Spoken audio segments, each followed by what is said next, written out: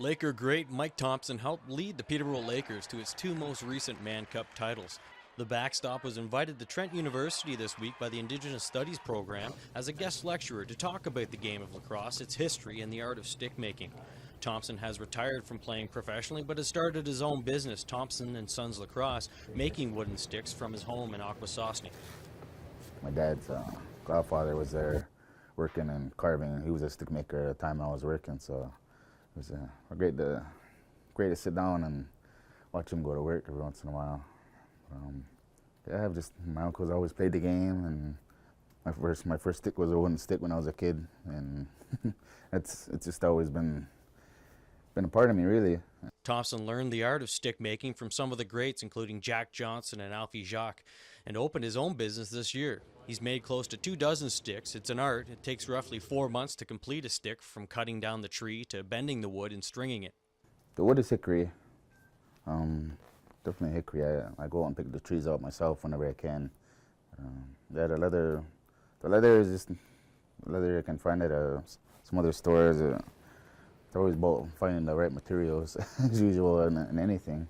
This is the rawhide from a cowhide, and it's just cured and sliced. I have to cut it in a circle, and really just slice it. I got a razor blade sticking up, and just cut your little edge, and I work it right around, and so I charge a little bit extra for it. It's a whole lot more work.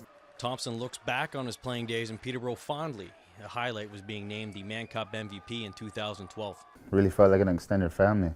I mean, the board totally embraced me, and they really embraced the whole team, and just a great brotherhood that we have together. It's a lot of elite players, and they all have the same goal in mind, and it was just great atmosphere all around.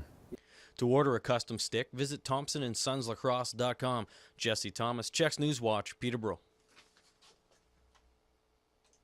For any hockey team, home ice is an advantage. It's the same with the Peterborough Petes. When they trailed the Kingston Frontenacs 3-0 in the opening round of the playoffs last year, the Petes made a miraculous comeback, winning 4 straight to take the series. GM Mike Oakes says the feverish crowd helped spur on the maroon and white. The players notice it. I mean, they definitely notice it. It provides them with extra motivation, you know, and knowing that they've got more than just their teammates behind them, more than just their coaches behind them. They've got more than just the management and staff behind them. They've got, you know, the people in Peterborough, the Petes fans, and it definitely serves as motivation. Historically, rivalry games bring the biggest crowds, like this week when the Oshawa Generals were in town. The game drew 2,416 fans, the second largest crowd of the season.